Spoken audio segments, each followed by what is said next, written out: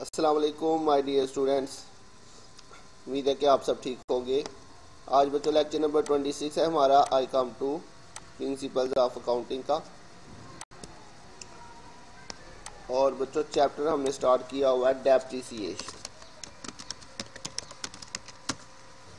तो आज के लेक्चर के अंदर हम इंशाल्लाह एक्सरसाइज नंबर 3 और 4 सॉल्व करेंगे। तो 3 के अंदर बच्चों को कह रहा है mister Zahid purchased a loom for 2 lakh. Loom बच्चों कपड़ा बनाने वाली जो मशीन होती है उसको हम लूम कहते हैं, ठीक है। ऑन 1 जनवरी 2006 ही पे 10,000 as carriage and spend 5,000 on its erection. तो बच्चों मैंने आपको बताया था जब हम कोई एसेट खरीदें और उसको ख़रीदने के ऊपर जितने भी एक्सपेंस पे करेंगे वो सारे आपने उसके अंदर प्लस कर देने, तो वो उसकी टोटल कास्ट आ जाएगी। तो यहाँ पे इसकी बच्चों टोटल जो कास्ट बनेगी वो कितनी बनेगी उसने बताया 10,000 रुपया उसने कैरेज पे किया, कैरेज मतलब किराया, और 5,000 रुपया उसने उसकी इरेक्शन मतलब इंस्टॉलेशन वगैरह पे लगाया। तो जितने भी एक्सपेंस पे करेंगे एसेट को ख़रीदने के ऊपर या इंस्टॉलेशन करने के ऊपर वो सारे आपने उसकी परचेज प्राइस में प्लस कर देने, तो वो उसकी कास्ट प्राइस बनेगी। तो इसकी कास्ट प्राइस बच्चों टोटल कितनी बन जाएगी 2 लाख जमा 10,000 जमा 5,000, तो ये टोटल बन जाएगी 2,15,000। ठीक हो गया। It is estimated that loom will work for 15 years. ये उसकी वर्किंग लाइफ है total, estimated life, useful life, and it will be sold afterward for 10,000। ये उसकी बच्चों स्क्रैप वैल्यू है। कह रहा है 15 सालों बाद हम उसको 10,000 रुपये में सेल कर देंगे, ठीक है। तो बच्चों उसकी यूजफुल लाइफ के बाद हम उसको जिस प्राइस पे सेल कर सकते हैं वो उसकी स्क्रैप वैल्यू होती है, रेजिडुअल वैल्यू या ब्रेकअप वैल्यू। तो रिक्वायरमेंट में कह रहा है calculate amount of depreciation under straight line method. जी बच्चों वही मेथड है जो हमने फर्स्ट क्वेश्चन में यूज़ किया था। सबसे पहले आपने अमाउंट ऑफ डेप्रिसिएशन मतलब एनुअल डेप्रिसिएशन निकालनी है first part straight line method से, और फिर उसने कहा हुआ जी prepare loom account for 4 years. इसके अलावा आपने लूम का अकाउंट बनाना है, लेजर बनाना है 4 सालों का। तो बच्चों फर्स्ट जो है वो हम क्या निकालेंगे जी इसकी डेप्रिसिएशन। ठीक हो गया। ये हम इसकी बच्चों डेप्रिसिएशन निकालेंगे कौन से मेथड से, स्ट्रेट लाइन मेथड से। एनुअल डेप्रिसिएशन ये इसका फॉर्मूला बच्चों cost minus scrap value divided by estimated life.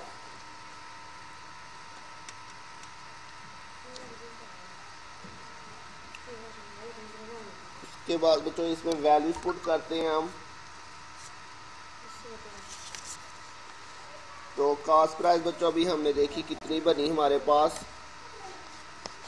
2,15,000 इसकी बच्चों कास्ट प्राइस आ गई, ठीक है। तो यहाँ पे पुट करती हैं, ये इसका फार्मूला कास्ट प्राइस आ जाएगी जी ₹2,15,000 माइनस स्क्रैप वैल्यू बच्चों कितनी इसने बताई हुई है, ये जो इसने बताया हुआ है it will be sold afterward for 10,000। तो 10,000 रुपया उसकी बच्चों स्क्रैप वैल्यू आ जाएगी, और एस्टिमेटेड लाइफ टोटल 15 साल है उसकी। ठीक हो गया बच्चों। तो ये हमारे पास फार्मूला आ गया।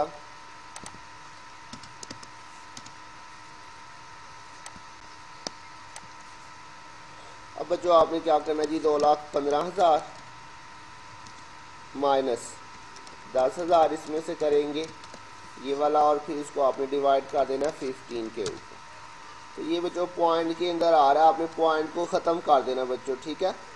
तो पॉइंट के बाद अगर 5 या 5 से ऊपर हो तो हम इसको एक वैल्यू बढ़ा देंगे, और अगर 5 से कम हो तो फिर ऐसे ही लिखेंगे। तो ये आपके पास कितनी डेप्रिसिएशन आ जाएगी 13,667 आ जाएगी, पॉइंट के बाद 6 है, तो 13,667 ये आपके पास एनुअल डेप्रिसिएशन आ जाएगी। तो अब यहाँ पे बच्चों इसमें उसने डेट भी आपको मेंशन की हुई है, कौन सी डेट को ख़रीदा उसने 2006 जनवरी 1 या जगह 2006 जनवरी 1, और कैश अकाउंट आ जाएगा आपके पास।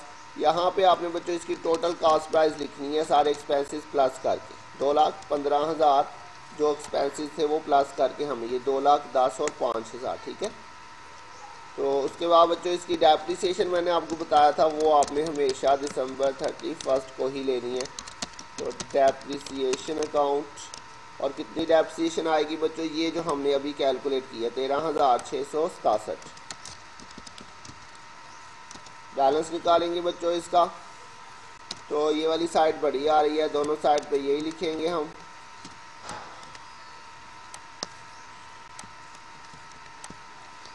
जी बच्चों ये वाली साइड छोटी है, यहाँ पे डिफरेंस आएगा, तो ये 2,15,000 में से आपने ये माइनस कर देना है, और ये आपका आ जाएगा बच्चों बैलेंस CD। और यहाँ पे मैंने बताया था सेम डेट आएगी। उसके बाद नेक्स्ट आ जाएगा जी 2007 जनवरी 1 बैलेंस BD। जी बच्चों यही वाला बैलेंस आपके पास इधर ट्रांसफ़र होगा, और नेक्स्ट 2017 दिसंबर 31 को फिर से बच्चों डेप्रिसिएशन, जो स्ट्रेट लाइन मेथड के अंदर मैंने आपको बताया था, जो पहले साल डेप्रिसिएशन आएगी, नेक्स्ट ईयर्स के अंदर भी वही डेप्रिसिएशन लिखते जाएंगे, नेक्स्ट भी वही डेप्रिसिएशन सेम। जिससे बच्चों ये वाली साइड बड़ी है, तो यही टोटल दोनों साइड पे आ जाएगा फिर से। अब बच्चों सिंपली आपने ऐसे ही करते जाना है, ये आपके पास टोटल है, इसमें से ये जो डेप्रिसिएशन है माइनस करके ये आपके पास बैलेंस आ जाएगा फिर से। नेक्स्ट आ जाएगा 2008 जनवरी 1 बैलेंस BD, और ये आपके पास आ जाएगा बैलेंस।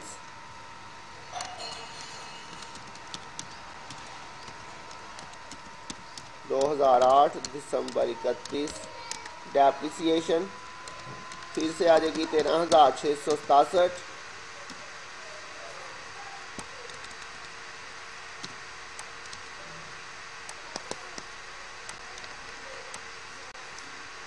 यहाँ पे फिर से बच्चों बैलेंस आएगा हमारे पास।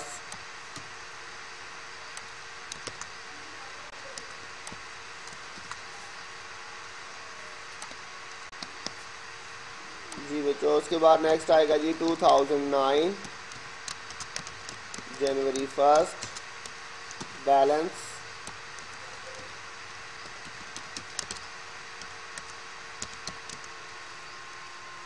जी बच्चों डेप्रिसिएशन हर साल सेम चलेगी। तो ये हमारा लास्ट ईयर है, बस बच्चों इसमें आपने बैलेंस निकाल लेना है, ये सेम।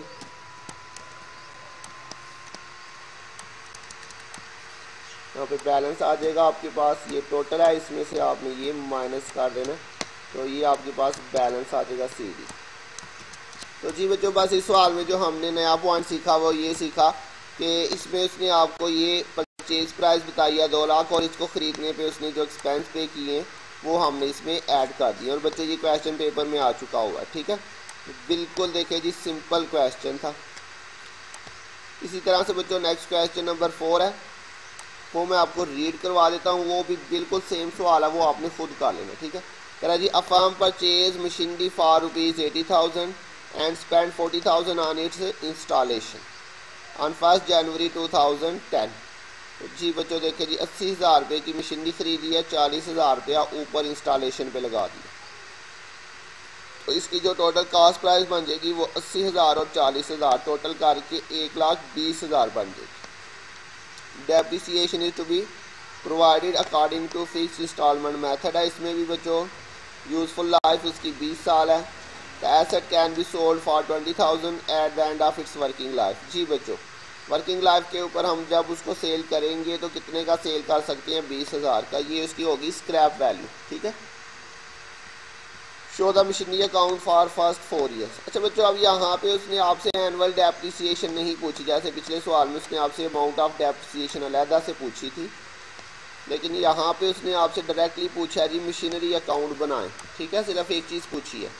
लेकिन बच्चों याद रखिएगा, अंडरस्टूड है, मशीनरी अकाउंट बनाने के लिए हमें पहले एनुअल डेप्रिसिएशन निकालनी पड़ेगी। तो मतलब क्या हुआ कि ये जो है वो इसका अकाउंट बनाने से पहले हमें ये फार्मूला लगा के इसकी डेप्रिसिएशन निकालनी पड़ेगी, चाहे उसने आपसे ये रिक्वायरमेंट में पूछा या नहीं पूछा, ठीक हो गया। तो फर्स्ट आपने क्या निकालना है जी, इसकी एनुअल डेप्रिसिएशन, और उसके बाद आपने बच्चों 4 सालों के लिए आपने इसका अकाउंट बनाना है मशीनरी का। तो बाकी बिल्कुल ये सेम सवाल है जिसने हमने क्वेश्चन नंबर 3 किया, 80,000 और 40,000 प्लस करके 1,20 हो जाएगा, और उसमें से आपने ये स्क्रैप वैल्यू जो है वो माइनस कर देनी और डिवाइडेड बाय 20 हो जाएगा। उम्मीद है बच्चों आपको समझ आ गई होगी। अगर किसी पॉइंट की समझ नहीं आई तो पूछ लीजिएगा। अपना ध्यान रखिएगा। इंशाल्लाह बहुत जल्द मिलेंगे नेक्स्ट लेक्चर के साथ। तब तक के लिए अल्लाह हाफिज़।